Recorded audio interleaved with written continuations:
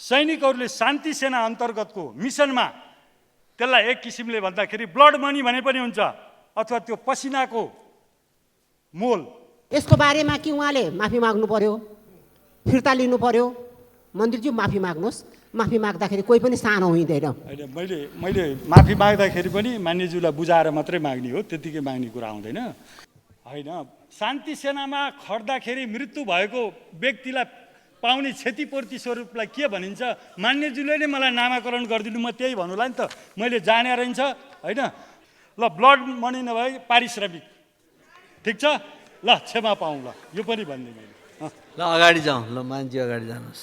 हेटौँडा कपडा उद्योग जस्तो उहाँहरूको जुन चाहिने तिनटै सुरक्षा निकायलाई चाहिने ड्रेसको व्यवस्था, त्यसबाट उत्पादन सुरु गरेर चाहिँ मुलुकलाई कपडामा आत्मनिर्भर बनाउन सकियो भने त्यो खण्डहर रूपमा रहेको राष्ट्रिय सम्पत्तिलाई मुलुकलाई आत्मनिर्भर गर्न लगाउन सकियो भने धेरै राम्रो हुन्छ भनेर मैले त्यो अवधारणा पनि ल्याइएको थिएँ र उहाँहरूले पनि मान्नुभएको थियो। त्यसमा राज्यले लगानी गर्नु पर्दैन थियो, त्यही कल्याणकारी कोषलाई चाहिँ उपयोग गर्ने हेटौँडा कपडा उद्योगलाई त्यो अवधारणा ल्याइयो। तर यो बिचमा कहाँ हरायो त्यो योजना मलाई थाहा भएन।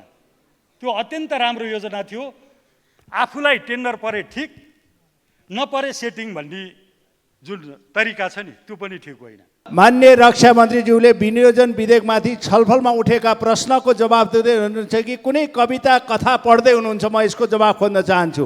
मन्त्रीजी र तल मान्यजीहरूको बिचमा सिधै सवाल जवाफ नगरिकन त्यस्तो केही भए यता सभामुख मार्फत प्रश्नहरू चलाउने कुराहरू गरौँ। मान्यज्यू बसौँ। अब जस्तो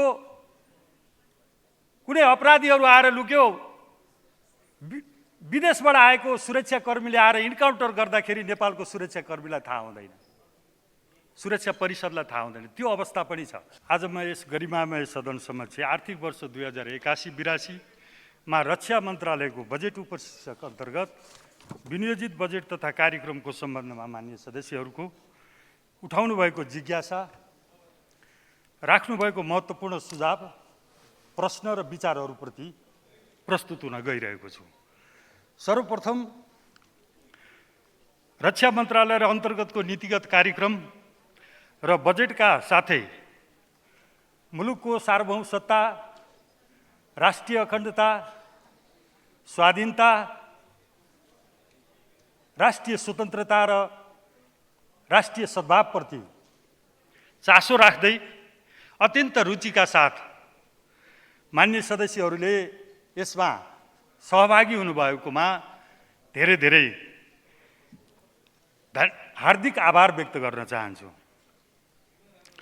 नेपालको संविधान, प्रचलित कानुन र नेपाल सरकार कार्यविभाजन नियमावली 2074 ले तोकेको जिम्मेवारी पूरा गर्ने सिलसिलामा उपलब्ध स्रोत साधनको धेरैभन्दा धेरै उपयोग गर्दै कार्य सम्पादन गर्न रक्षा मन्त्रालय सदैव प्रतिबद्ध र क्रियाशील रहेको बेहोरामा यस गरिमामय सदन समक्ष प्रस्तुत हुन चाहन्छु। अब म मान्य सदस्यहरूले बजेट तथा कार्यक्रममाथि छलफलको कार्यक्रममा उठाउनुभएका विषयहरूको जवाफ दिन चाहन्छु। राष्ट्रिय सुरक्षामा नेपाली सेनाको भूमिका, मैले यो प्रश्नको अधिकांश मान्यज्यूहरूले उठाउनु भएको थियो, त्यसमा पनि हाम्रो मान्य प्रेम सुवाल मान्यज्यूले विशेष त्यसलाई जोड दिनुभएको थियो। यसको विषयमा समग्रमा धेरै मान्यज्यूहरूले धेरै प्रश्नहरू उठाउनु भएको छ। मैले प्रत्येक मान्यज्यूहरूको नाम यहाँ लिन नसकुला, तर मेन मान्यज्यूहरूले उठाउनु भएको मेन प्रश्नहरूको उत्तर म दिन चाहन्छु। नेपालको संविधान, सैनिक ऐन 2063, प्रचलित सुरक्षा सम्बन्धी कानुन र राष्ट्रिय सुरक्षा नीति 2075 अनुसार मुलुकको राष्ट्रिय स्वतन्त्रता, सार्वभौमिकता, भौगोलिक अखण्डता, स्वाधीनता, राष्ट्रिय एकताको रक्षाको लागि नेपाली सेना अहोरात्र समर्पित भई खटिँदै आएको बेहोरा सम्मान्य सभामुख मार्फत म सबै मान्य सदस्यहरूलाई अवगत गराउन चाहन्छु। सेनाको शान्तिकालीन अवस्था, शान्तिकालीन भूमिका र अन्य अवस्थाको भूमिका दुई किसिमको भूमिका रहन्छ। यी कुरालाई आत्मसात गर्दै अन्तर्राष्ट्रिय प्रचलन अनुसार सामान्य अवस्थामा भौतिक रूपमा हतियार लिएर सिमानामा सेना नेपाली सेना उपस्थित हुने कुरालाई अन्तर्राष्ट्रिय मान्यता अनुसार ठिक मानिँदैन र त्यसलाई चाहिँ अर्धसैनिक सेनाहरूलाई सिमानामा राख्दै केही दूरीमा नेपाली सेना बसी र त्यसको अनुगमन निरीक्षण गर्दै शान्ति सेनाको चाहिँ र सुरक्षाको सीमा सुरक्षाको निगरानी गरिरहेको हुन्छ सामान्य अवस्थामा। असामान्य अवस्थामा नेपाल सरकारको निर्णय राष्ट्रिय सुरक्षा परिषदको निर्णय नेपाल सरकारको मन्त्री परिषदको निर्णय मार्फत राष्ट्रपतिज्यूबाट घोषणा भएपछि सेना परिचालन हुने हाम्रो संविधानले व्यवस्था गरेको छ। त्यही अनुसार सिमानामा हामीले कयौं मान्यज्यूहरूको प्रश्न आयो, सिमानामै सेना बन्दुक हतियार लिएर बस्नुपर्छ भन्ने कुरा यो अन्तर्राष्ट्रिय मान्यता अनुसार अलिकति नमिल्ने र अर्धसैनिकलाई त्यहाँ राख्दै केही दूरीमा आफू बसेर त्यसको निगरानी गर्ने कुरा नै रहन्छ भन्ने कुरा म जानकारी गर्न चाहन्छु। नेपालको सार्वभौमसत्ता, भौगोलिक अखण्डता वा कुनै भागको सुरक्षामा युद्ध, बाह्य आक्रमण, सशस्त्र विद्रोह वा चरम आर्थिक विशृङ्खलताको कारणले गम्भीर सङ्कट उत्पन्न भएमा राष्ट्रिय सुरक्षा परिषदको सिफारिसमा नेपाल सरकार मन्त्री परिषदको निर्णय बमोजिम सम्माननीय राष्ट्रपतिबाट नेपाली सेना परिचालनको घोषणा हुने संवैधानिक व्यवस्था छ। यस प्रकारको घोषणा भएमा नेपाली सेना जुनसुकै समयमा तथा अवस्थामा सीमा रक्षाको लागि खटिन तयार प्रतिबद्ध रहेको म स्पष्ट पार्न चाहन्छु र राष्ट्रिय सुरक्षा परिषदको कार्य प्रभावकारिता सम्बन्धमा पनि मान्य सदस्यहरूले प्रश्न उठाउनु भएको छ। त्यसमा विशेषतः मान्य सुनिता बरालले पनि यस प्रश्नमा चाहिँ यो प्रश्नलाई राख्नु भएको थियो, जसमा राष्ट्रिय सुरक्षा परिषदलाई अझ प्रभावकारी र सबै सुरक्षा संयन्त्रहरूको बीचमा सशक्त समन्वयको माध्यमबाट समग्र राष्ट्रिय सुरक्षालाई मजबुत बनाउन आवश्यक परेको र बाह्य चलखेललाई, जस्तो कुनै अपराधीहरू आएर लुक्यो, विदेशबाट आएको सुरक्षाकर्मीले आएर इन्काउन्टर गर्दाखेरि नेपालको सुरक्षाकर्मीलाई थाहा हुँदैन, सुरक्षा परिषदलाई थाहा हुँदैन, त्यो अवस्था पनि छ। त्यसको लागि तीनैवटा सुरक्षा समन्वय गर्दै राष्ट्रिय सुरक्षा परिषदलाई हामीले सशक्त र प्रभावकारी बनाउनु पर्नेछ। त्यसको लागि रक्षा मन्त्रालयको विशेष चासोमा, विशेष प्राथमिकताका साथ पहलमा राष्ट्रिय सुरक्षा सम्बन्धी विधेयक तर्जुमा भई हाल प्रक्रियामा अगाडि बढिसकेको, म मन्त्रालयमा आइसकेपछि त्यो राष्ट्रिय सुरक्षा परिषद सम्बन्धी विधेयक अगाडि बढेको म जानकारी पनि गराउन चाहन्छु र राष्ट्रिय सुरक्षा सम्बन्धी विभिन्न किसिमका वक्तव्यहरू दिने, विदेशमा गएर यत्रो फेटा बान्दै चाहिँ अब हामीलाई पासपोर्ट पनि एउटै भए हुन्छ, करेन्सी पनि एउटै भए हुन्छ भन्ने यहाँ आएर नेपाली सेनाको चाहिँ विरोध गर्ने कुरालाई पनि हामी त्यो जानकारीको रूपमा सुरक्षा परिषदको विधेयकले चाहिँ त्यसलाई नोटिस गर्नेछ त्यो विधेयक अनुसार। त्यसकारण त्यो विधेयकलाई पनि यहाँ पास गर्न जरुरी छ। त्यस्तै नेपाली सेनाको अर्को प्रश्न छ, नेपाली सेनाको भर्ना प्रक्रिया तथा सरुवा बढुवामा भेदभाव सम्बन्धमा। नेपाली सेनामा कुनै जाति, धर्म, वर्ण, समुदाय र क्षेत्रको आधारमा भेदभाव हुँदैन र हुने छैन। त्यस्तो भएमा मेरो जानकारीमा आउनु पर्यो र मन्त्रालयमा त्यो जानकारी हुनु पर्यो, किनभने नेपाली सेनाभित्रै भेदभाव भयो भनेदेखि द्वन्द्वको कहिले अन्त्य हुँदैन। किनभने जहाँ भेदभाव हुन्छ त्यहाँ विद्रोह हुन्छ, जहाँ विद्रोह हुन्छ त्यहाँ द्वन्द्व हुन्छ र फेरि द्वन्द्व पीडित निस्किँदाखेरि अर्को चरणको द्वन्द्वको सुरुवात हुन्छ। र हाम्रो जीवन नै, यहाँ बस्नुभएका मान्यज्यूहरूको जीवन नै सामाजिक न्याय र भेदभावको अन्त्यको निम्ति भएको छ र यसको निम्ति म जहिले पनि म भन्न चाहन्छु, कुनै पनि भेदभाव नेपाली सेनाभित्र रहेको रहेछ भने हिजोका दिनमा के भयो मलाई लाग्छ भएको छैन। तर आजको दिनमा हामीले समावेशिताको आधारमा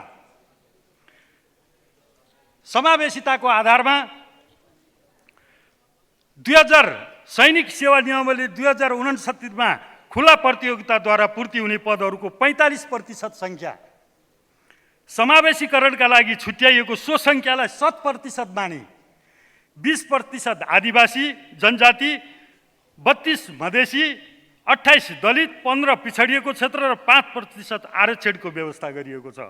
नेपाली सेनालाई थप समावेशी बनाई सबै जात जाति भाषा र समुदायका व्यक्तिहरूको पहुँच र प्रतिनिधित्व अभिवृद्धि गर्न विभिन्न कार्यक्रमहरू समेत सञ्चालन गरिएको छ।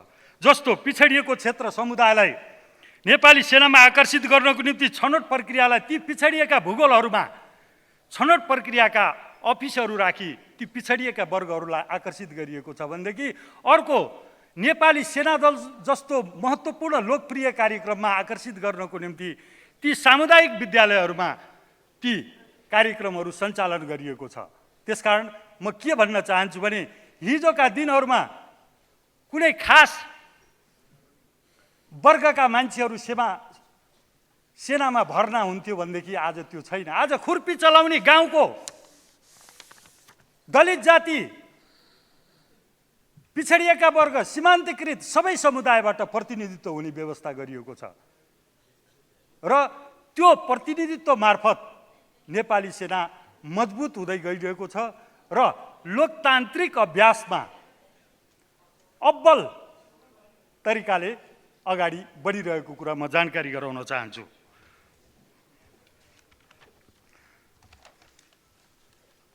अरू प्रश्न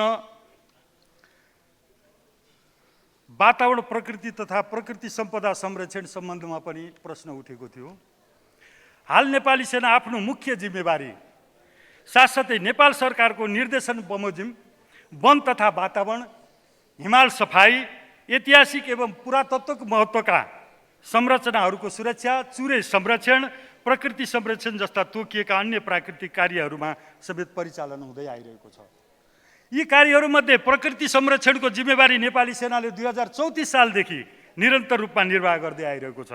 हाल मुलुकमा रहेको 20वटा संरक्षित क्षेत्रहरूमध्ये 12वटा राष्ट्रिय निकुञ्ज, 1वटा वन्यजन्तु, 1वटा शिकार आरक्षीय सुरक्षार्थ, 8वटा युद्धगण, 7वटा अनिश्चित गुल्म तैनात तथा प्रभावकारी रूपमा प्रकृति संरक्षणको कार्य हुँदै आइरहेको छ। हाल वन्यजन्तुको चोरी सिकारी, वन पैदावार तस्करी, अवैध अतिक्रमण कार्यमा नियन्त्रण भई नेपालले प्रकृति तथा दुर्लभ वन्यजन्तुको संरक्षणमा उदाहरणीय उपलब्ध हासिल गरेको छ। त्यो विश्वले चाहिँ त्यसलाई चाहिँ राम्रो मानिरहेको छ। नेपाली सेनाले प्रकृति संरक्षणको कार्यमा फौजलाई पेशागत क्षमता ह्रास नआउने गरी आलो पालो गरी रोटेसन बेसिस खटाउँदै आइरहेको बेहोरा सहित मान्य सदस्यहरूलाई जानकारी गराउन चाहन्छु।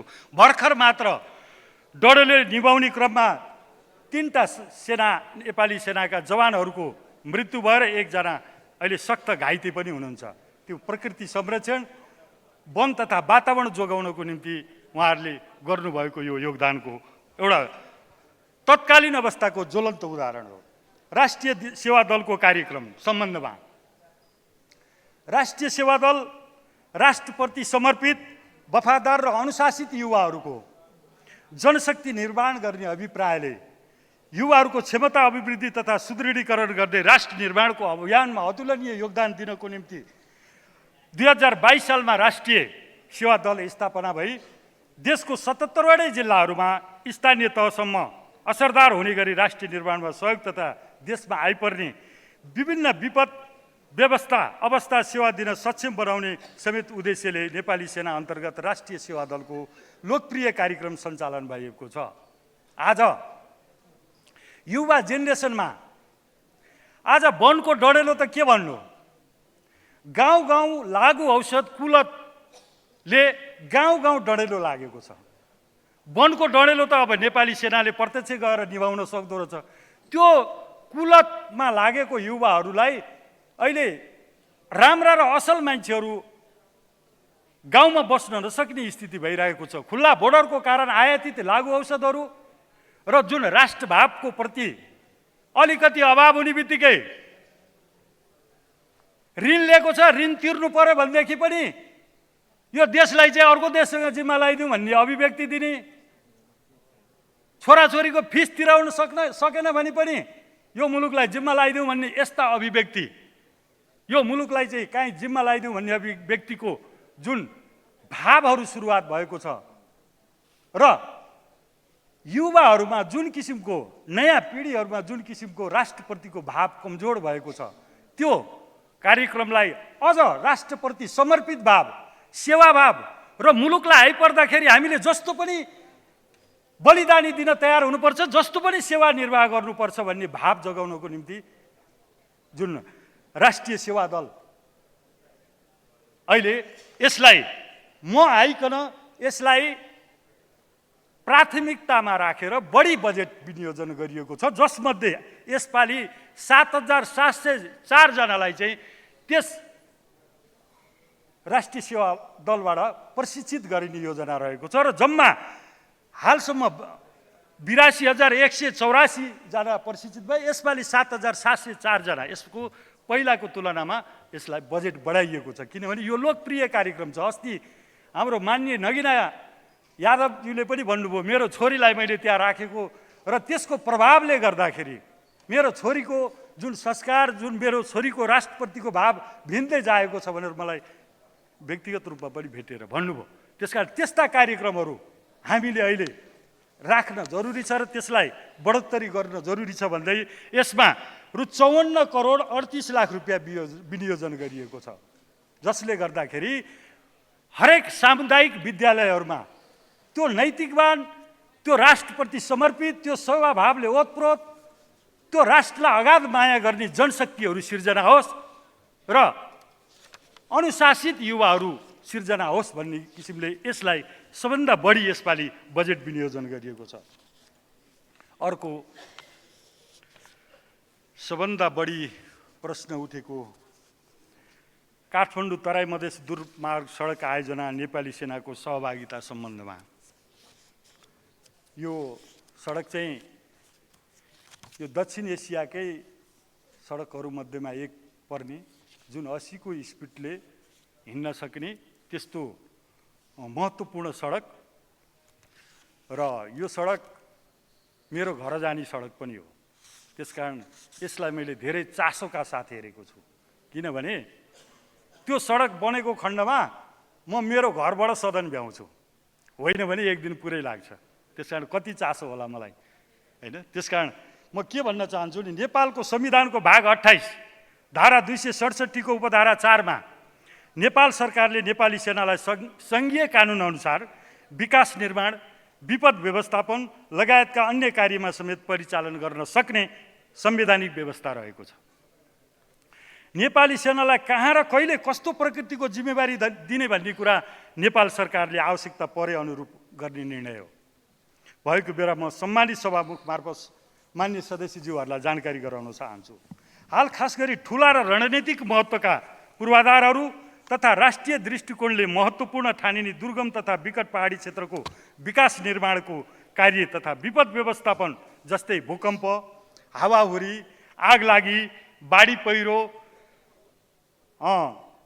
दुर्गम ठाउँमा सुत्केरी हुन नसकेको महिलाहरूलाई समेत हवाई मार्फत ल्याएर सुत्केरी गराउनेदेखि लिएर तराईमा गरम महिनामा चाहिँ अत्यन्त सर्पदंश चलिरहन्छ, त्यो सर्पदंश हस्पिटल चलाउनेदेखि लिएर त्यहाँ उपचार हुन नसके राजधानीसम्म ल्याउने यी महत्त्वपूर्ण कार्यहरू र प्लेन क्रास हुँदाखेरि त्यहाँ उद्धार गर्ने कार्यहरूदेखि लिएर सम्पूर्ण काम नेपाली सेनाले आफ्नो भूमिका देखाउँदै आइरहेको छ र रणनीति महत्त्वका विकास निर्माण कार्यमा नेपाली सेनालाई संलग्न गराउन सक्ने सरकारको नीति अनुरूप नेपाल सरकार मन्त्री परिषदको मिति 2074 वैशाख 21 गतिको निर्णय बमोजिम काठमाडौँ तराई मधेस दूरमार्ग आयोजना निर्माण व्यवस्थापनको जिम्मेवारी नेपाली सेनालाई दिएको हो। नेपाल सरकार मार्फत काठमाडौँ तराई मधेस दूरमार्ग निर्माण आयोजना मुलुकको आर्थिक रूपान्तरणको यात्रामा दूरगामी महत्त्व र प्रभाव राख्ने गेम चेन्जर आयोजना हो। यो मार्फत चाहिँ झन्डै दिनमा 1 अरब जस्तो चाहिँ बचत हुने रहेछ। त्यसको चाहिँ गाडीमा लाग्ने टायर, गाडीको डिप्रिसिएसन, फ्युल र महत्त्वपूर्ण समयको हिसाब गर्ने हो भनेदेखि झन्डै अनपन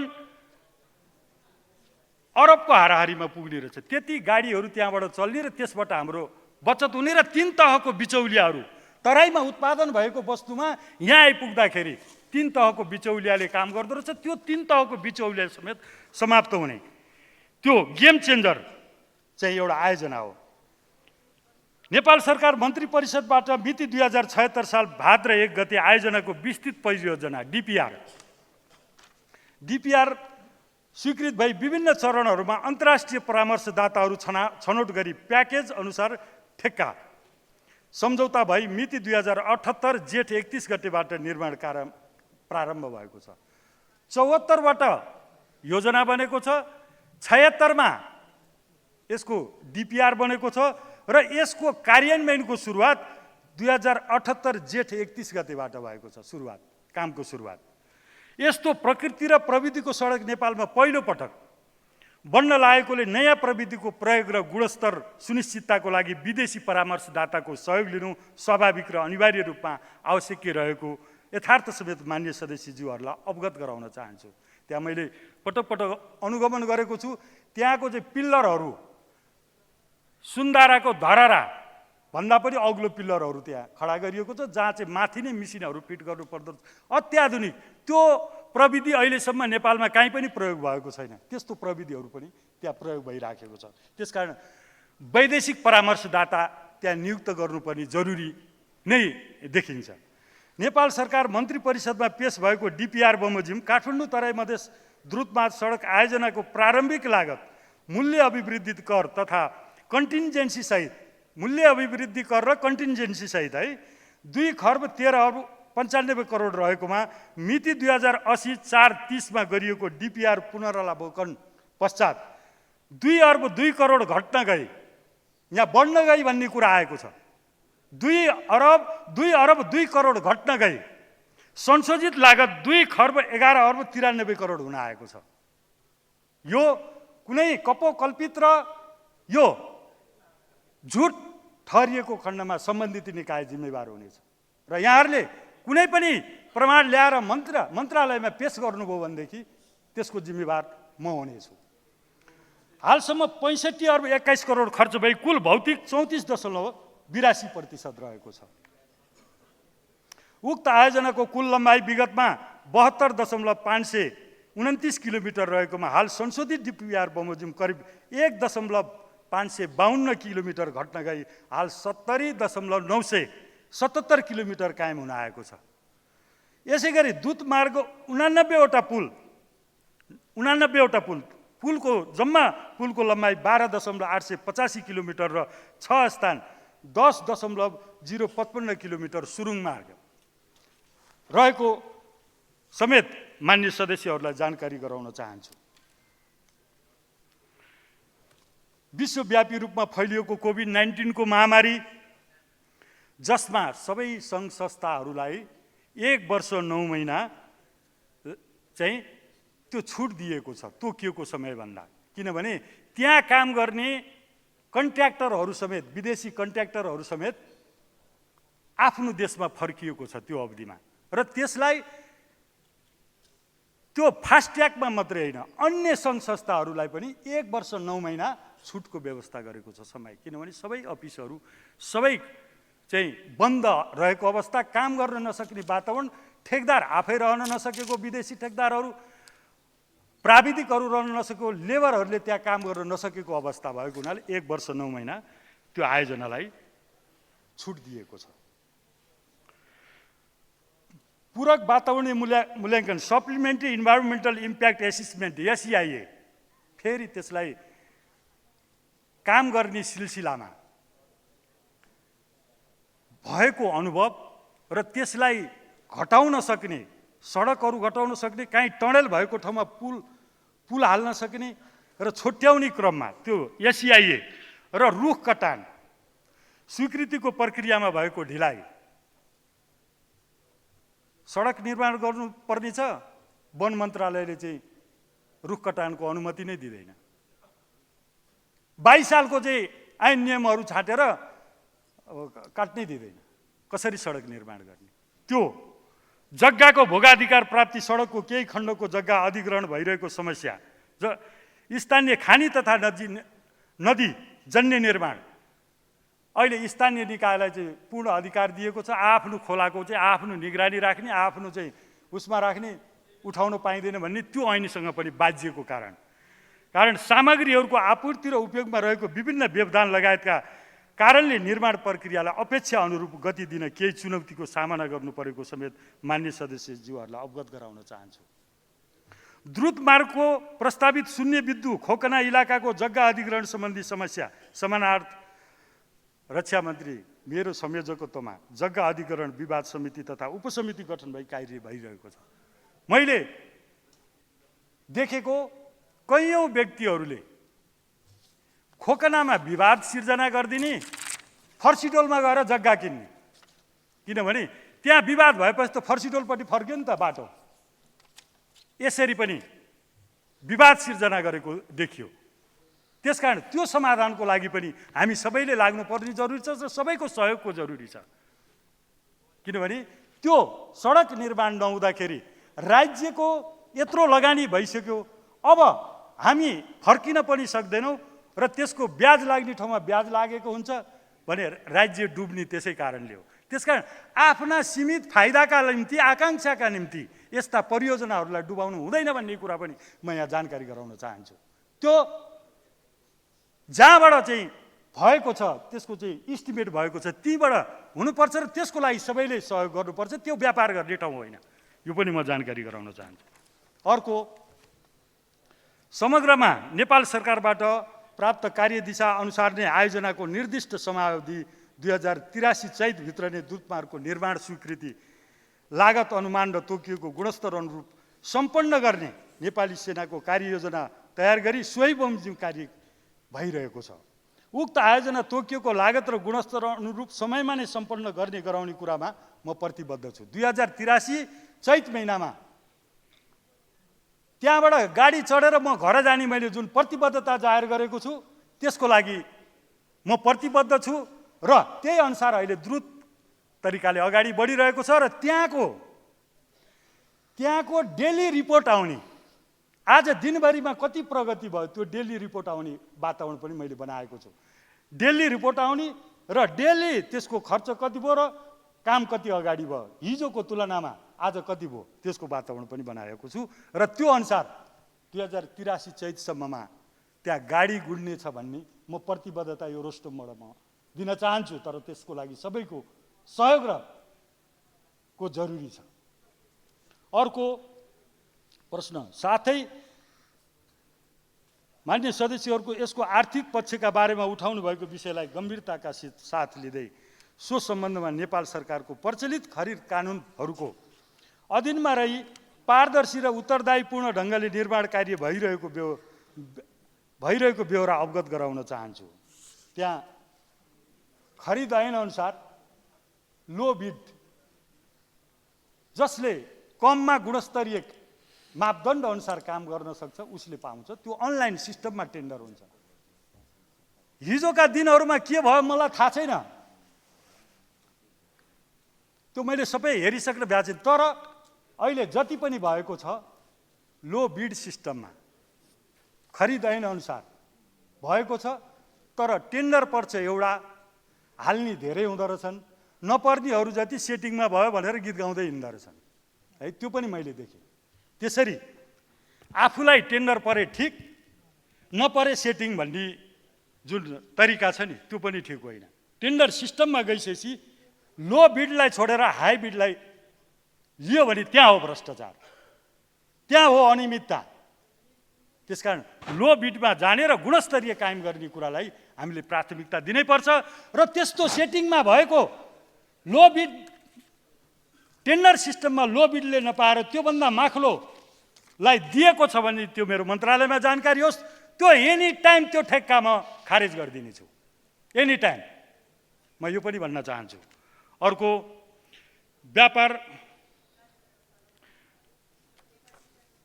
व्यापार व्यवसायमा नेपाली सेनाको संलग्नता सम्बन्धमा यो धेरै प्रश्न यसमा पनि उठेको छ।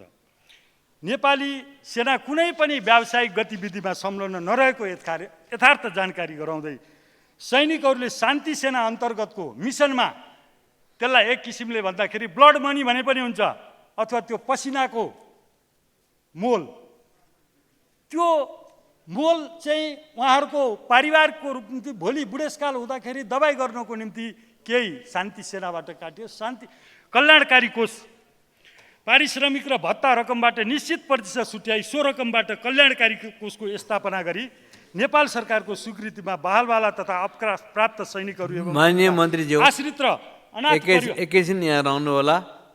माननीय रोशन कार्की के भन्न खोज्नु भएको छ?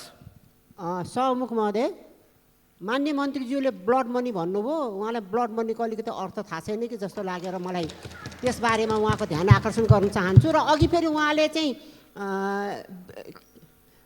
मेन मान्यज्यूहरू भन्नुभयो, मेन र नमेन मान्यज्यूहरूमा पनि विभेद हुन्छ र यसको बारेमा कि उहाँले माफी माग्नु पर्यो, फिर्ता लिनु पर्यो? मन्त्रीज्यू माफी माग्नुहोस्, माफी माग्दाखेरि कोही पनि सानो हुँदैन। होइन, मैले माफी माग्दाखेरि पनि मान्यज्यूलाई बुझाएर मात्रै माग्ने हो, त्यतिकै माग्ने कुरा आउँदैन। मेन भनेको बाहिर आम जनताले बोलेको भन्दा मेन मान्यजीहरूले बोलेको प्रश्नहरू भनेको हो मैले। मेन भनेर मान्यजीहरू मध्येमा मेन भनेको होइन, बाहिर आम जनताले बोलेको भन्दा मेन मान्यजीहरूले बोलेको कुराले अर्थ राख्छ ल मान्यज्यू आफ्नो कुराहरू अगाडि लानु होला। मन्त्रीज्यू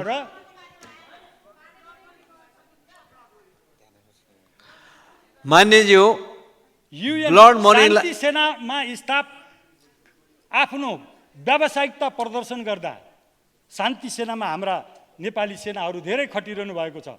त्यहाँ शहादत प्राप्त गर्ने पनि धेरै हुनुहुन्छ, त्यहाँ मेहनत गर्नेहरू पनि धेरै हुनुहुन्छ। उहाँहरूले प्राप्त गरेको पारिश्रमिकको केही प्रतिशत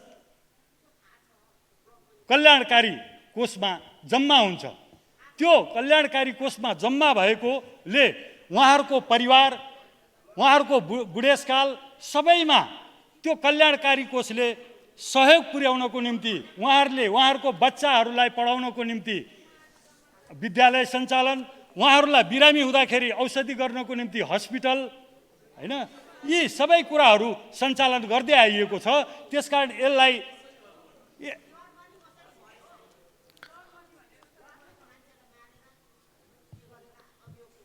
होइन, शान्ति सेनामा खट्दाखेरि मृत्यु भएको व्यक्तिलाई पाउने क्षतिपूर्ति स्वरूपलाई के भनिन्छ? मान्यज्यूले नै मलाई नामाकरण गरिदिनु, म त्यही भन्नुलाई नि त मैले जाने रहन्छ, होइन। मैले मान्छेहरू उहाँले आफ्नो कुरा राखिसक्नुभयो, अगाडि बढौँ। सिकाइदिनु भयो भने म त्यो प्रस्तुत हुन्थेँ। मैले त्यसलाई के भन्ने कुरो मलाई थाहा भएन। ल ठिक छ, ल मान्छे अगाडि बढौँ।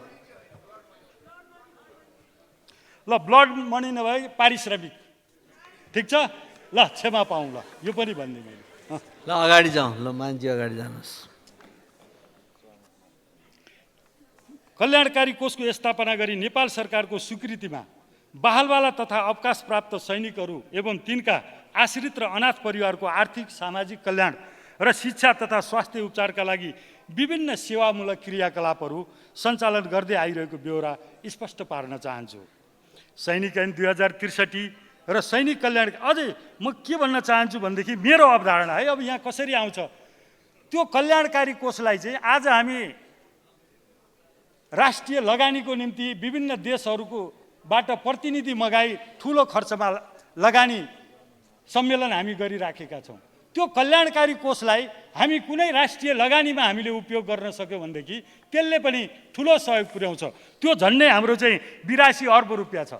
त्यो बिचरा नेपाली सेनाहरूले गरेर वीरगति प्राप्त गर्दै, पारिश्रमिक गर्दै, चाहिँ मेहनत गर्दै, आफ्नो पर्फर्मेन्स देखाउँदै कमाएको त्यो रकमलाई हामीले राष्ट्रिय उत्पादनमा हामीले जोड्न सक्यौँ र मुलुकलाई आत्मनिर्भर बनाउनको निम्ति जोड्न सक्यौँ भनेदेखि अझै राम्रो हुन्छ भन्ने कुरा म पनि यो हलले स्वीकृत गरेको खण्डमा त्यो कार्यक्रम पनि म ल्याउनेछु र त्यसलाई जोड्नेछु भन्ने म जानकारी पनि गराउन चाहन्छु।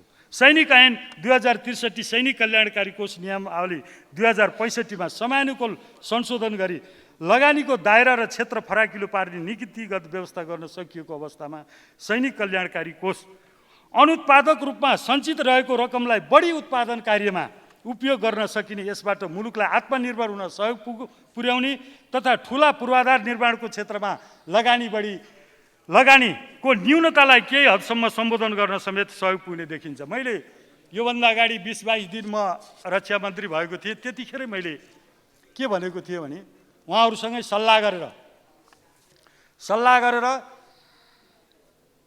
हेटौँडा कपडा उद्योग जस्तो उहाँहरूको जुन चाहिने 3टै सुरक्षा निकायलाई चाहिने ड्रेसको व्यवस्था, त्यसबाट उत्पादन सुरु गरेर चाहिँ मुलुकलाई कपडामा आत्मनिर्भर बनाउन सकियो भने त्यो खण्डहर रूपमा रहेको राष्ट्रिय सम्पत्तिलाई मुलुकलाई आत्मनिर्भर गर्न लगाउन सकियो भने धेरै राम्रो हुन्छ भनेर मैले त्यो अवधारणा पनि ल्याएको थिएँ र उहाँहरूले पनि मान्नुभएको थियो। त्यसमा राज्यले लगानी गर्नु पर्दैन थियो, त्यही कल्याणकारी कोषलाई चाहिँ उपयोग गर्ने हेटौँडा कपडा उद्योगलाई त्यो अवधारणा ल्यायो। तर यो बिचमा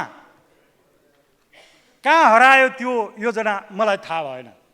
त्यो अत्यन्त राम्रो योजना थियो र जुन देशबाट हामी कपडा भित्राउँछौँ त्यो देशबाट विरोध गर्दैमा हामीले त्यो रोक्न जरुरी थिएन।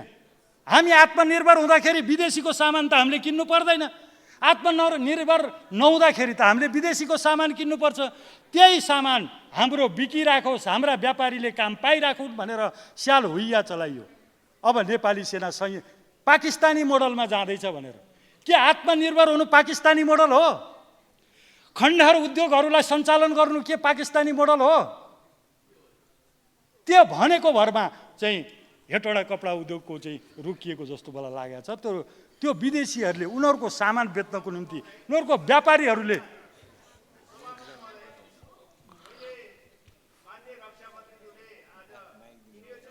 ल एकैछिन अहिले प्रश्न गर्ने मान्य मन्त्रीजी एकैछिन रोकिदिनुहोस्। संक्षिप्तमा के कुरा हो मान्यजी यता राख्नुहोला। मान्य रक्षा मन्त्रीज्यूले विनियोजन विधेयकमाथि छलफलमा उठेका प्रश्नको जवाब दिँदै हुनुहुन्छ कि कुनै कविता कथा पढ्दै हुनुहुन्छ? म यसको जवाब खोज्न चाहन्छु।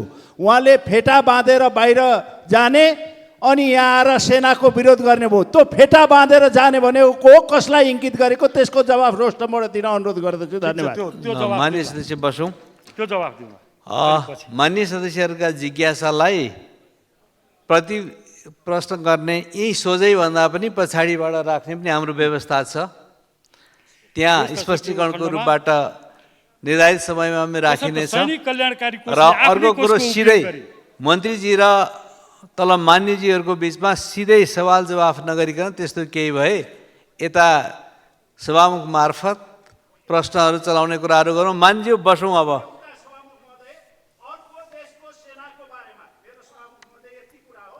रोस्टममा उभिएर नेपाली सेनाको रक्षा मन्त्रीले अर्को देशको सेनाको बारेमा बोल्न पाइन्छ पाइँदैन त्यति क्वेसन्स गर्न चाहन्छु। धन्यवाद। ल मान्य सदस्य ध्यान आकर्षण भएको छ, बसौँ। ल मान्य मन्त्रीजी आफ्नो जवाफ अगाडि बढाउनुहोस्। तसर्थ सैनिक कल्याणकारी कोष आफ्नै कोषको उपयोग गरी सैनिक ऐन तथा सो अन्तर्गत स्वीकृत नियमावली तथा कार्यविधिको अधीनमा रही सैनिकहरूको कल्याणका लागि प्रचलित कानुन प्रावधान बमोजिम सञ्चालित कार्यलाई सेनाले व्यापार व्यवसाय गरेको रूपमा नबजुदिनु हुन मान्य सदस्यहरूलाई हार्दिक अनुरोध गर्दछु। नेपाली सेनाको आधुनिकीकरण सम्बन्धमा नेपाली सेनाको सुदृढीकरण, आधुनिकीकरण, सबलीकरण र पेशागत क्षमता अभिवृद्धि गर्दै जाने कुरालाई रक्षा मन्त्रालयले उच्च प्राथमिकतामा राखेको छ। नेपालको वर्तमान सुरक्षा स्थितिलाई थप सुदृढ र मजबुत बनाउन नेपाल सरकार प्रतिबद्ध छ। तदनुरूप नेपाली सेना लगायत सबै सुरक्षा अङ्गहरूको आधुनिकीकरण, सबलीकरण, पेशागत क्षमता अभिवृद्धि गर्दै जाने तथा आधारभूत सुरक्षा सामग्री र उपकरणमा आत्मनिर्भर हुँदै जाने कुरालाई नेपाल सरकारले उच्च प्राथमिकतामा राखी काम गर्दै आइरहेको छ। नेपाली सेनालाई समयानुकूल, दक्ष, आधुनिक, थप व्यावसायिक र प्रविधिमा आधारित फौज बनाई गुणस्तर बढाउन र नेपाली सेनाको दक्षता र मनोबल अभिवृद्धि गर्न रक्षा मन्त्रालयले प्राथमिकता दिँदै आए तापनि सीमित बजेटलाई विभिन्न क्षेत्रमा विनियोजन गर्नुपर्ने सरकारको बाध्यताका कारण यस कार्यका लागि पर्याप्त बजेट उपलब्ध गराउन नसकिएको स्थिति छ। आगामी दिनमा यसमा क्रमशः सुधार गर्दै सुरक्षा क्षेत्रमा थप बजेट छुट्याउनेतर्फ जोड दिइनेछ। यसै सन्दर्भमा नेपाली सेनालाई आवश्यक पर्ने लत्ता, कपडा, गोलीगट्टा, सैनिक तथा विकास निर्माणका प्रयोजनका लागि आवश्यक विस्फोटक पदार्थ लगायत अन्य आधारभूत सैनिक सामग्रीहरू नेपाली सेनाले अन्य राष्ट्र का सेना सर स्वदेशमा नै उत्पादन गरिरहेको छ। अहिले नेपाली सेनालाई आफूलाई आवश्यक पर्ने बुटदेखि लिएर सम्पूर्ण चिजहरूमा आत्मनिर्भर भइसकेको अवस्था छ। हाल नेपाली सेनाले मकवानपुर जिल्लाको भीमफेदी र सुनाचरी तथा काठमाडौँ जिल्लाको स्वयम्भू र सुन्दरीजलमा रहेका कारखानामा ससाना हात हतियारका एम्युनिसन, गोलीगट्ठा तथा विस्फोटक पदार्थ उत्पादन गरिरहेको छ। यस किसिमका सैनिक सामग्रीहरू उत्पादन गर्ने उद्योगको क्षमता र उत्पादित सामग्रीको गुणस्तर अभिवृद्धि गर्दै जाने नेपाल सरकारको दीर्घकालीन योजना रहेको छ। यसलाई अहिले हामीले विकास निर्माणका काममा धेरै विस्फोटक पदार्थहरू बाहिरबाट ल्याउनु परेको छ। त्यसको क्षमता अभिवृद्धि गरेको खण्डमा हामीलाई अरूले रोकेको खण्डमा पनि हाम्रो विकास निर्माणका कामहरू नरोकिने अवस्था बनाउनु पर्ने जरुरी छ। नेपाल सेनाबाट उत्पादन भइरहेको विस्फोटक पदार्थको उत्पादन अभिवृद्धि गरी विकास निर्माणको कार्यलाई आवश्यक पर्ने विस्फोट पदार्थ कमी हुन नदिन नेपाल सरकार प्रयत्नशील रहेको छ। अर्को होल्डिङ सेन्टरको पनि कुरा आएको छ। विभिन्न मान्यजीहरूले राख्नुभएको जुन कोभिड-19 को बेलामा सङ्क्रमितहरूलाई बोर्डर साइडमा सङ्क्रमितहरूलाई सिधै पस्न नदिई त्यहाँ ट्रिटमेन्ट गरेर मात्रै पसाउने उद्देश्यले 2 अरब खर्च गरेर होल्डिङ सेन्टरको निर्माण गरिएको छ। त्यो होल्डिङ सेन्टर अहिले खण्डहर भएर बसेको छ। मुलुकले अहिले 2टा कोठाको भवन बनाउन सक्ने स्थिति छैन, तर 2 अरबको भवन 7 वटा त्यो भवनहरू खण्डहर रूपमा परिराखेको छ। मैले योभन्दा अगाडि पनि त्यो प्रस्ताव राखेको थिएँ र त्यसलाई नियमहरूलाई र त्यहाँ सम्बन्धित स्थानीय तह प्रदेशहरूको समन्वयमा त्यो गर्न सकिएको थिएन र अहिले त्यसलाई हामीले त्यो प्रक्रियालाई पनि अगाडि बढाएका छौँ र त्यो 2 अरबको भवन बोर्डर साइडमा रहेको 2 अरबको भवन कुनै पनि हालतमा यो गरिब मुलुकमा उपयोगविहीन हुनु हुँदैन भनेर त्यसको प्रक्रिया अगाडि बढिसकेको छ र अब केही दिनमै त्यहाँ कहाँ उपयोग गर्ने भन्ने कुरा त्यहाँको स्थानीय तह र प्रदेश सरकार मार्फत समन्वय गरेर कहाँ के को आवश्यकता छ त्यो आवश्यकता अनुसार त्यसलाई उपयोग गर्न सक्ने त्यसलाई बाटो खुला गराउने प्रक्रियामा अगाडि बढिसकेको छ।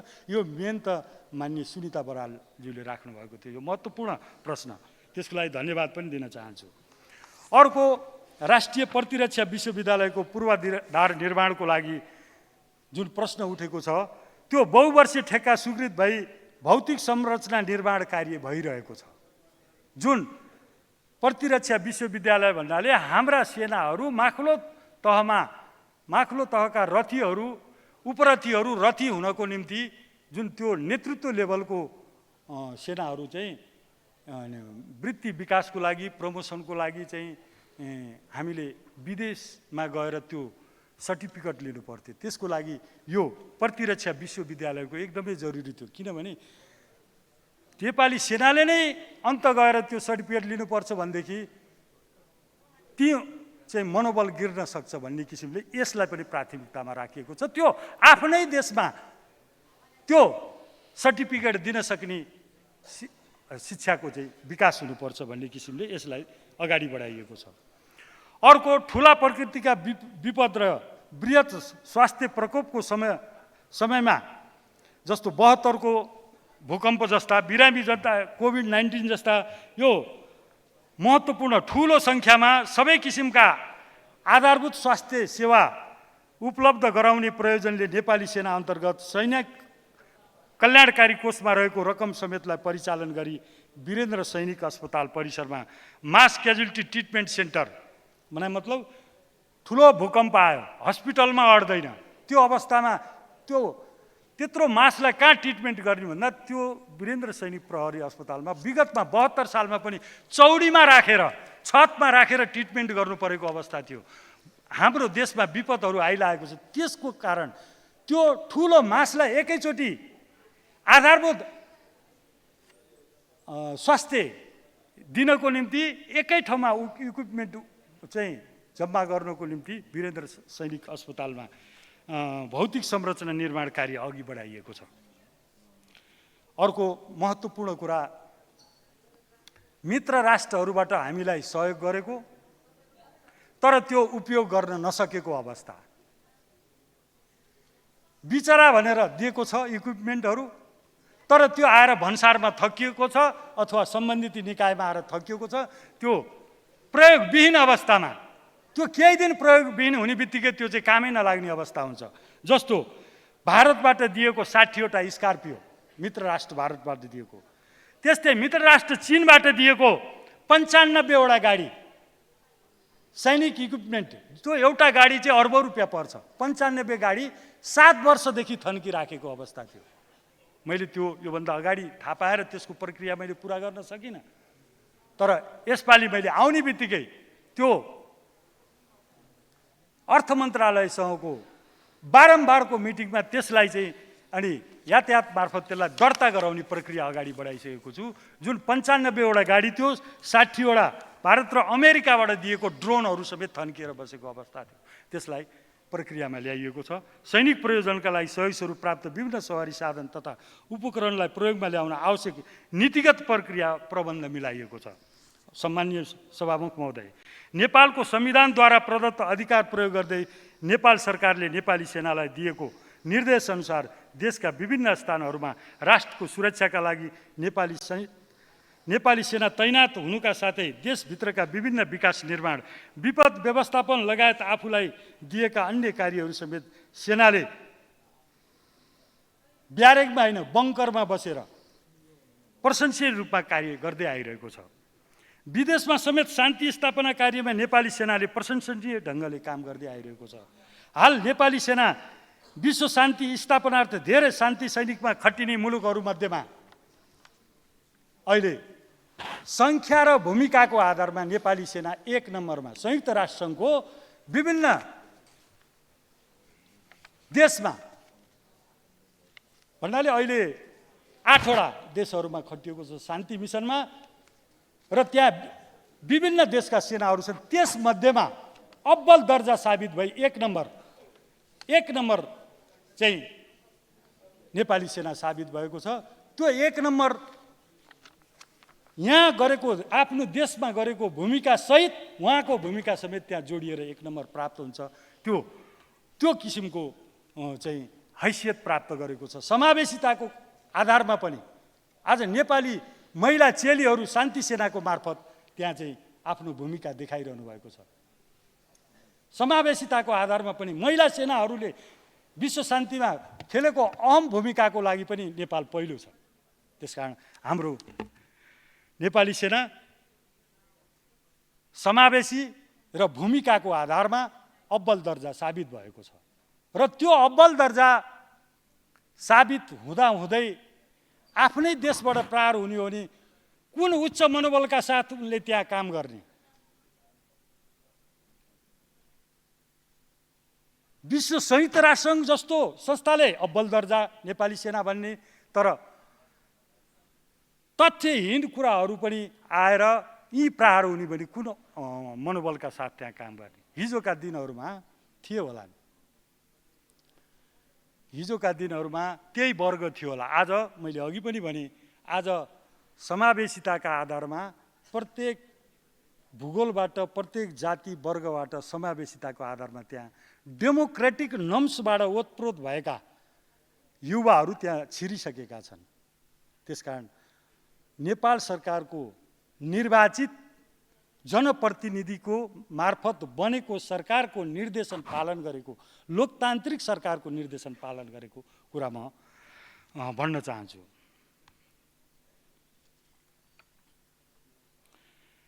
नेपाली सेनाले आफू आत्मनिर्भर हुनका साथै नेपाल सरकारले सुम्पिएको जिम्मेवारीलाई निष्ठा र इमानदारी साथ पुरा गर्न गरेका सकारात्मक प्रयासलाई अन्यथा नलिदिनु हुन मान्य सदस्यज्यूहरूलाई अनुरोध गर्न चाहन्छु। नेपाली सेना सदैव मुलुकको संविधान, प्रचलित कानुन तथा लोकतान्त्रिक पद्धतिबाट जननिर्वाचित सरकारको आदेश र निर्देशनमा रही मुलुकको सार्वभौमसत्ता, भौगोलिक अखण्डता र राष्ट्रिय एकताको सुरक्षा जस्ता महत्त्वपूर्ण जिम्मेवारी पुरा गर्ने कार्यमा क्रियाशील रहँदै आएको छ।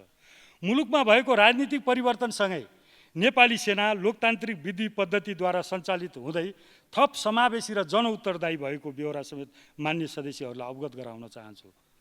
र हामीले यसरी लोकतान्त्रिक पद्धतिबाट सञ्चालित हुँदाहुँदै हामीले पुरानै दृष्टिकोणले हेर्दाखेरि अर्को खालको समस्या पनि फेरि सिर्जना हुन सक्छ भन्न चाहन्छु। राष्ट्रिय सुरक्षासँग प्रत्यक्ष सरोकार राख्ने संवेदनशील विषयहरू उठान गर्दा विषयको गम्भीरता र जनमानसमा उत्पन्न हुन सक्ने दुविधा र समग्रमा यसले पार्ने मनोवैज्ञानिक प्रभावलाई समेत मनन गर्नुपर्ने हुन्छ। स्वदेश तथा विदेशमा समेत अत्यन्त अनुशासित र वफादार भई कार्य गर्दै तथा संयुक्त राष्ट्रसङ्घीय शान्ति स्थापना कार्यमा समेत विश्वकै पहिलो स्थानमा रही ठुलो योगदान गरिरहेको तथा मुलुकको स्वतन्त्रता, भौगोलिक अखण्डता, राष्ट्रिय एकता, सामाजिक सद्भाव सुदृढ गर्न निरन्तर क्रियाशील रहँदै आएको संस्थाको सम्बन्धमा विचार सम्प्रेषण गर्दा त्यसले त्यस संस्थाको मनोबल, कार्य क्षमतामा आँच आउनेतर्फ हामी सबैले ध्यान दिन आवश्यक छ भन्ने मेरो धारणा छ। अन्त्यमा रक्षा मन्त्रालय र मातहत निकायको बजेट विनियोजन शीर्षक उप छलफल हुँदा मान्य सदस्यहरूले उठाउनु भएको विषयलाई मन्त्रालयले गम्भीरताका साथ लिएको छ। साथै मान्य सदस्यहरूले सुझावलाई आर्थिक वर्ष 2081-82 को बजेट तथा कार्यान्वयनका क्रममा यथासम्भव समेट्ने प्रतिबद्धता समेत व्यक्त गर्दै सबै मान्यज्यूहरूप्रति पुनः एकपटक कृतज्ञता प्रकट गर्दै आफ्नो भनाइ यहीँ टुङ्ग्याउँदछु। धन्यवाद।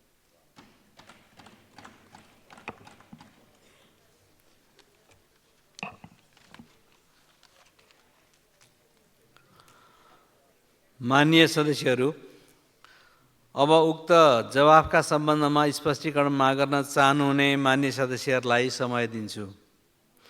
विनियोजन विधेयक अन्तर्गत विभिन्न मन्त्रालयहरूसँग सम्बन्धित शीर्षकहरूमाथि 2081 जेठ 30 गते छलफलमा भाग लिनुभएका मान्य सदस्यहरूले मात्र स्पष्टीकरण माग गर्न पाउनुहुने बेहोरा मान्य सदस्यहरूलाई जानकारी गराउँछु। स्पष्टीकरण माग गर्न चाहनुहुने प्रत्येक मान्य सदस्यहरूलाई 1 मिनटको समय निर्धारण गरेको छु। मान्य सदस्यहरू, स्पष्टीकरण माग गर्न चाहनुहुने मान्य सदस्यहरूले सजिलोको लागि आफ्नो नाम सभामुखको डायससँगै बसेका सचिवालयका कर्मचारीहरूलाई 3 मिनेटभित्र लिखित रूपमा उपलब्ध गराइदिनु हुन अनुरोध गर्दछु। सर्वप्रथम मान्य सदस्य प्रेम सुवाल। सभामुख महोदय, लिम्पियाढुरा क्षेत्र समेटिएको नेपालको नक्सा रहेको पाठ्यपुस्तक पनि भएको बताउनेहरू छन्। यसबारे रक्षा मन्त्रालयमा अभिलेख छ कि छैन? मन्त्रीजीले देशभित्र विदेशीको अवांछित कामबारे राष्ट्रिय सुरक्षा परिषदलाई थाहा नहुने अवस्था भएको, खुल्ला सीमाको कारण भारतबाट नेपालमा लागु पदार्थ भित्रिएको उल्लेख गर्नुभयो। यसकारण नेपाली सेनालाई देशको सीमा सुरक्षामा राख्नु उपयुक्त हुने होइन र? मन्त्रीजीले देशको खुला सीमा सुरक्षाको जिम्मा नेपाली सेनालाई दिनु अन्तर्राष्ट्रिय मान्यता विपरीत हुने पनि बताउनुभयो। पाकिस्तानबाट बङ्गलादेश टुक्राइए जस्तै र सिक्किम जस्तैको अवस्था नेपालको भएपछि मात्र नेपाली सेनालाई खुला सीमामा राख्नुपर्ने बुद्धि सरकारमा आए काम लाग्ला र? देशको सन्तुलित विकास गरेको भए विदेशबाट दाल चामल तरकारी ल्याउन खरबौँ रुपियाँको द्रुत मार्ग बनाउन नपर्ने होइन र? धन्यवाद। मान्य सदस्य ध्रुवबहादुर प्रधान।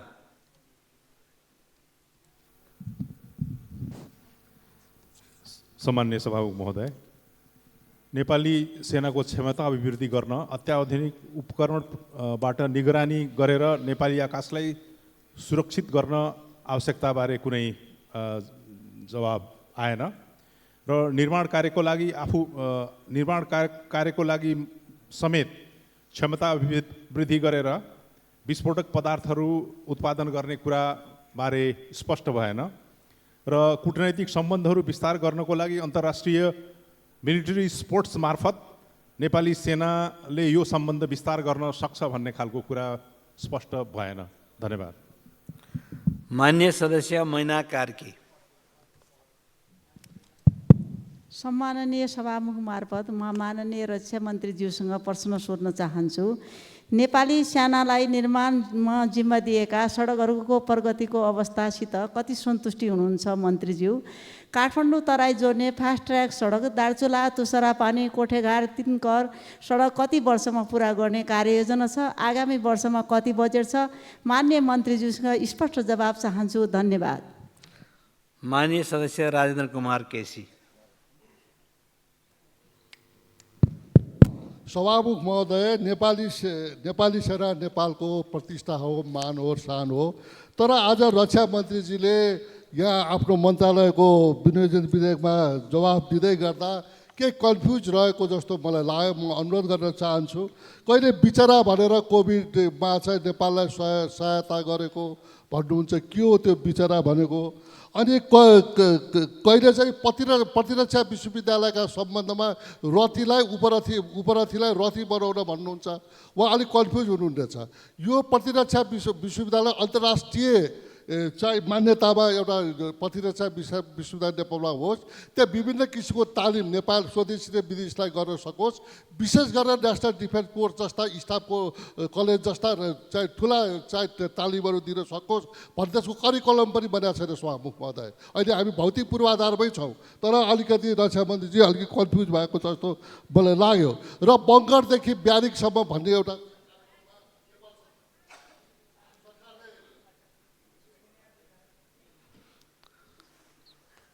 एक मिनटको समय निर्धारण गरिएको कुराप्रति म मान्य सदस्यहरूको ध्यान आकृष्ट गराउन चाहन्छु। अब मान्य सदस्य चन्दा कार्की भण्डारी। सम्माननीय सभामुख महोदय, आज चाहिँ रक्षा मन्त्रालयको जवाफ आइराख्दाखेरि मलाई चाहिँ लाग्छ कि मन्त्री बोल्न त हामी सबैलाई मन लाग्छ, तर कहीँ न कहीँ मन्त्रीज्यूहरूको पनि समय चाहिँ तोक्नुपर्छ कि जस्तो लाग्छ, ताकि टु द पोइन्ट एन्सर आउँछ। हामी अलिकति हे वे गए जस्तो लाग्यो मलाई। मैले एउटा दुईवटा कुरा चाहिँ भन्न चाहन्छु। एउटा चाहिँ हाम्रो नेपाली सेना भनेको हाम्रो सान र मान हो, र नेपाली सेनाको सान र मान भन्दै उहाँहरूको प्रशंसा गर्दै गर्दा हाम्रो चाहिँ विनियोजित गरेको बजेट चाहिँ 2 अरबभन्दा कम, पोहोरभन्दा कम हुँदा यसपालि हामीले चाहिँ सेनाको सुविधामा कसरी सुधार गर्छौँ, सैन्य क्षमतामा कसरी वृद्धि गर्छौँ भन्ने कुरा आएन। दोस्रो कुरा, हामीले प्रसुति गृहमा एउटा हेलिप्याड बनाउनुपर्छ। दुर्गम क्षेत्रबाट ज्यान जोखिममा परेका सुत्केरी प्रसवमा वेदनामा रहेका महिलाहरूलाई यहाँ बोकेर ल्याउँदा त्यो महिलालाई थापाथली प्रसुति गृहमा नल्याइकन एयरपोर्टमा ओह्रालिन्छ र त्यसपछि फेरि उसले त्यो सफर तय गर्नुपर्छ। यसको महत्त्वको बारेमा नि केही बोलिएन। र चाहिँ कल्याणकारी कोषको बारेमा त धेरै कुरा छ। मान्य सदस्य रामप्रकाश चौधरी।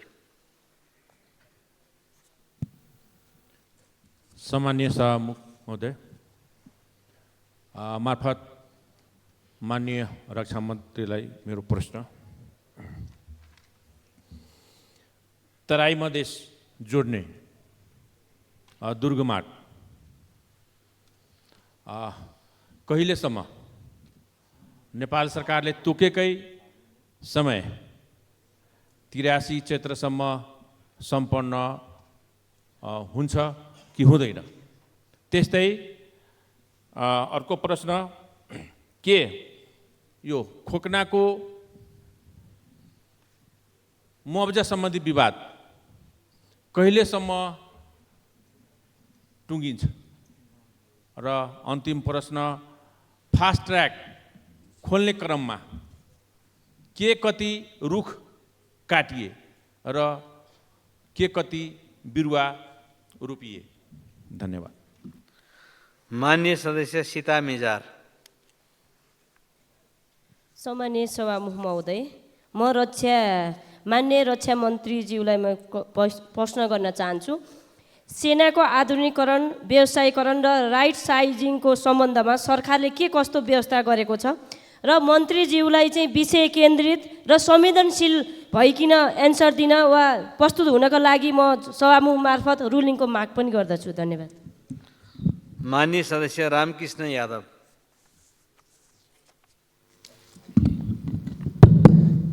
सम्माननीय सभामुख महोदय, प्रतिनिधि सभामा विनियोजन विधेयकको बारेमा मान्य मन्त्रीज्यूले आफ्नो धारणा राख्ने बेलामा समयको त्यसमा सामान्य सभामुख महोदयबाट त्यसमा निर्धारण गरिएको छैन जस्तो मलाई लागिरहेको छ। त मान्यजीहरूको लागि तपाईँको 1 मिनट मात्रै निर्धारण गर्नुभएको छ, त्यसमा सम्पूर्ण कुरा बारेमा भन्न गाह्रो भइरहेको हुन्छ। र तर पनि सामान्य सभामुख महोदय, अहिले मान्य मन्त्रीज्यूले बोल्ने क्रममा भन्नुभएको छ सेनामा फेटा बाँधेको भनेर जुन शब्द भन्नुभएको छ, त्यो के बारेमा उहाँले भन्नुभएको छ त्यसमा प्रश्न पारिदिनको लागि आग्रह रहन्छु। र त्यसै गरी एउटा राष्ट्रिय गौरवको आयोजनामध्ये फास्ट ट्र्याकको पनि एउटा आयोजना छ र त्यो अवस्थामा कछुवाको गतिमा तपाईँ अहिलेसम्म काम भइरहेको छ। त्यो कहिलेसम्म तपाईँको नेपाल सरकार रक्षा मन्त्रालयले तपाईँको पुरा गर्ने हो, त्यसको बारेमा पनि र 21औं शताब्दीमा के अरे नेपाली रक्षा मन्त्रालयलाई कसरी आधुनिकीकरण गरिरहनु भएको छ त्यो पनि प्रश्न पार्नु। किनभनेदेखि विगतमा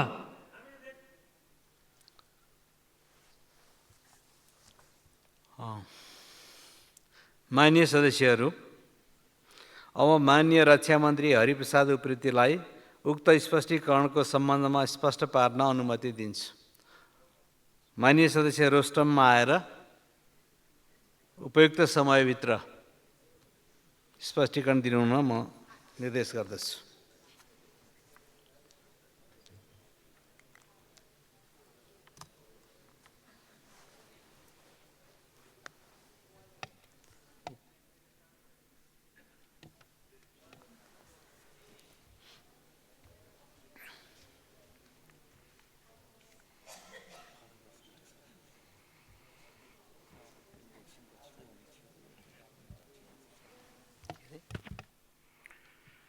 माननीय प्रेम सुवालज्यूले मैले अघि नै पनि भनेको थिएँ, नेपाली राष्ट्रिय सुरक्षामा नेपाली सेनाको भूमिका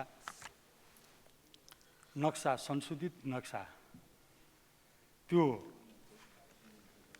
सबैलाई जानकारी नै छ र जानकारी भएअनुसार सेना आफै परिचालित हुने होइन, त्यसमा विभिन्न कुराहरू छ र त्यो राष्ट्रिय सुरक्षा परिषदको मिटिङमा नेपाल सरकारको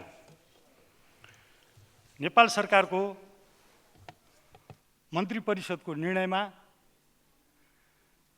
राष्ट्रपतिबाट सेना परिचालनको घोषणा भएपछि हुने कुराहरू र त्यो सीमाका विषय ती विभिन्न हाम्रा वार्ताहरू पनि भइराखेका छन्।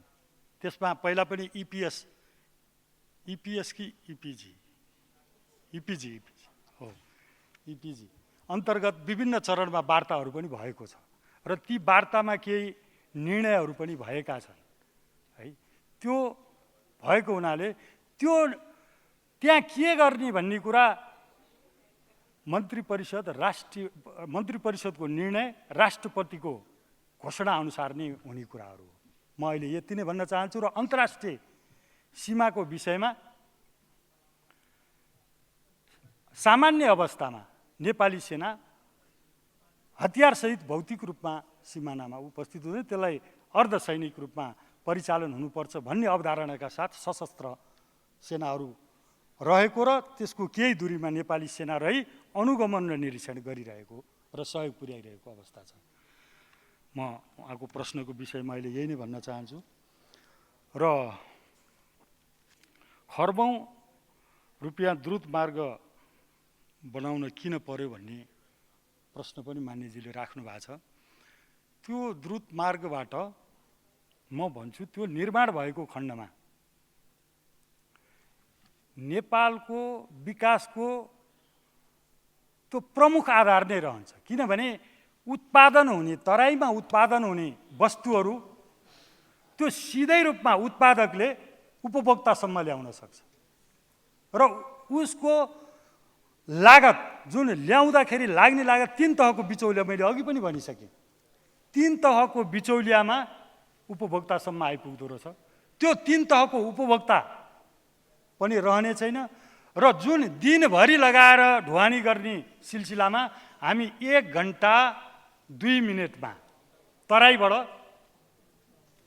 काठमाडौँ आइपुग्छौँ बिक्री गर्न। एउटा किसानले बिहान दोहेको दुध खाना खाने बेलामा 9-10 बजेमा ताजा दुध यहाँ काठमाडौँ आइपुग्छ। एउटा किसानले करेसामा लगाएको तरकारी, ताजा तरकारी बिहान बेचेर खाना खान घरमा पुग्छ। उसको समयको बचत,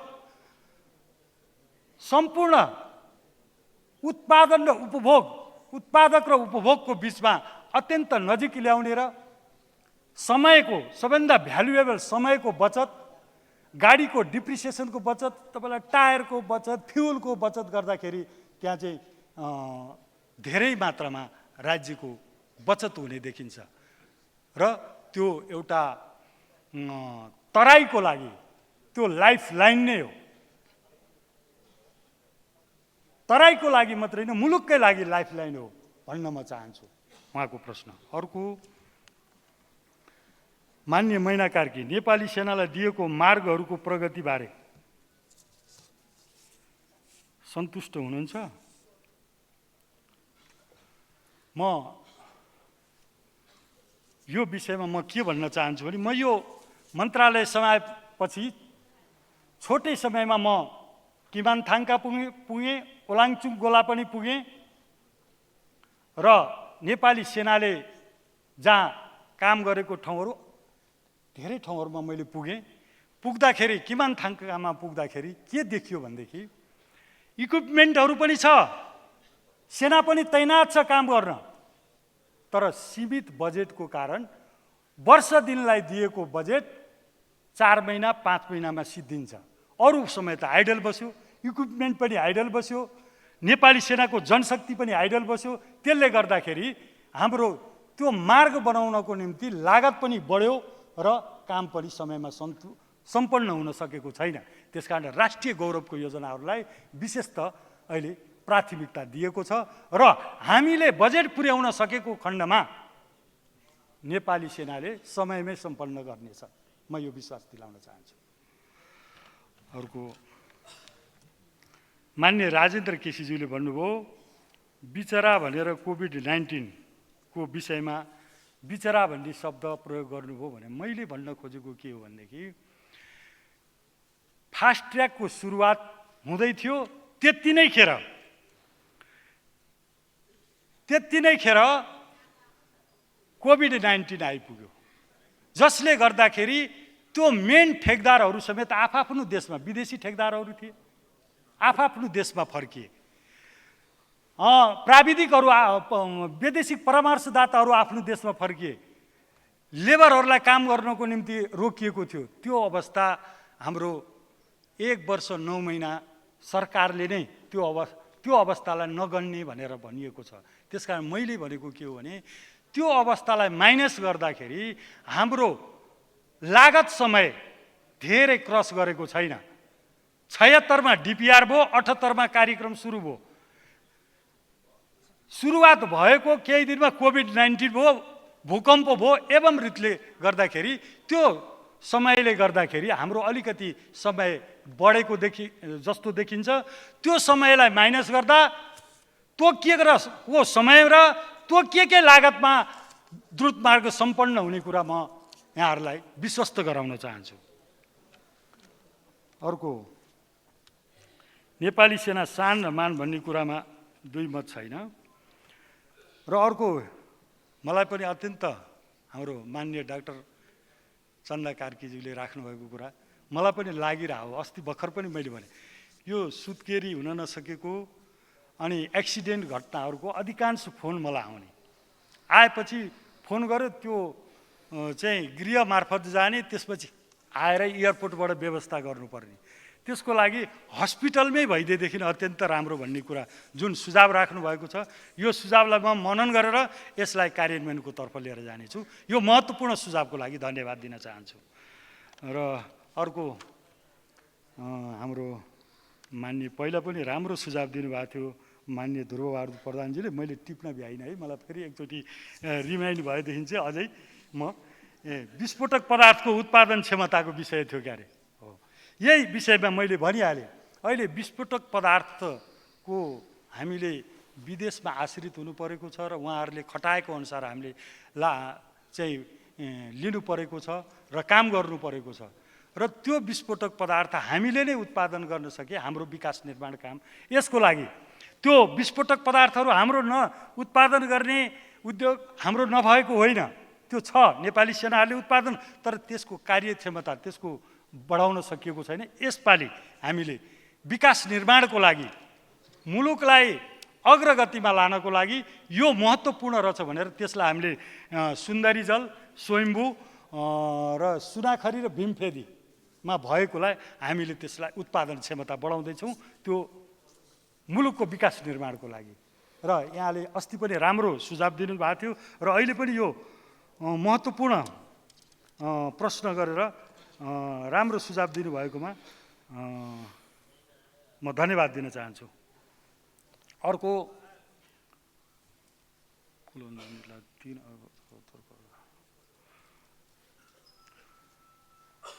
टिङ्करको कुल अनुमानित लागत 3 अर्ब 74 करोड, 81-82 निकास हुने 9 करोड र हालसम्म निकास भएको 47 करोड 68 लाख 43 हजार। यो महिना कार्की मान्यजीको प्रश्नको उत्तर भन्दै यहाँहरूको मुलुकको विकास निर्माण, नेपाली सेना लगायत नेपालको राष्ट्रियता, राष्ट्रिय सार्वभौमिकता, राष्ट्रिय अखण्डता, नेपाली स्वाधीनता, स्वाभिमानको र नेपालको गौरवको विषयमा महत्त्वपूर्ण सुझावहरू दिएर, प्रश्नहरू राखेर, जिज्ञासाहरू राखेर जुन मलाई त्यो प्रश्नहरूको उत्तर दिने मौका दिनुभयो, भन्नुहोस्।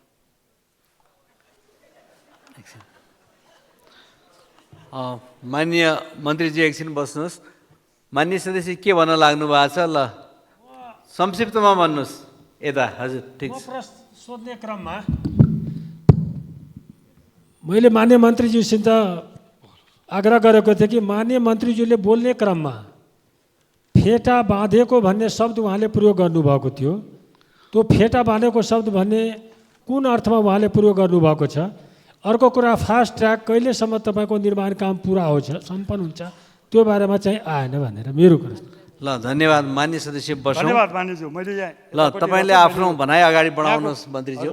मैले भन्न खोजेको, मैले अस्ति टेलिभिजनबाट देखिराखेका थिएँ, कुनै अमुक मान्यजीले विदेशमा हाम्रो मुलुक 2 देश बिचको तरुल हो। मैले कुनै देशको सेनालाई मैले भनेको छैन, मैले आफ्नै देशको व्यक्तित्वहरूलाई भनेको छु। हाम्रो देश 2 देश बिचको तरुल हो। कुनै देशमा गएर एउटै करेन्सी भए हुन्छ, एउटै पासपोर्ट भए हुन्छ, अब बोर्डर पनि चाहिँदैन भन्दाखेरि कुन मुलुकको करेन्सी चलाउने यहाँ, कुन मुलुकको पासपोर्ट चलाउने यहाँ, त्यो पनि जवाफ पाउनु पर्यो।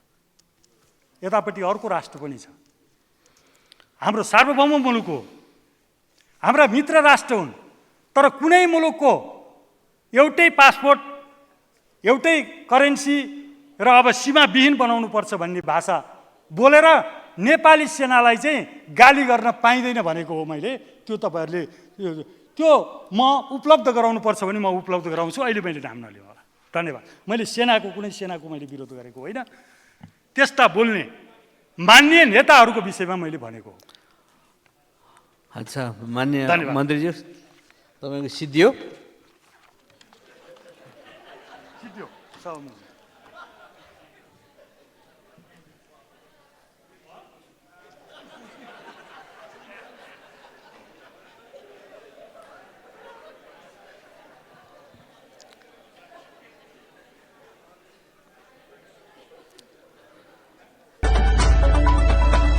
नेपालखबर.com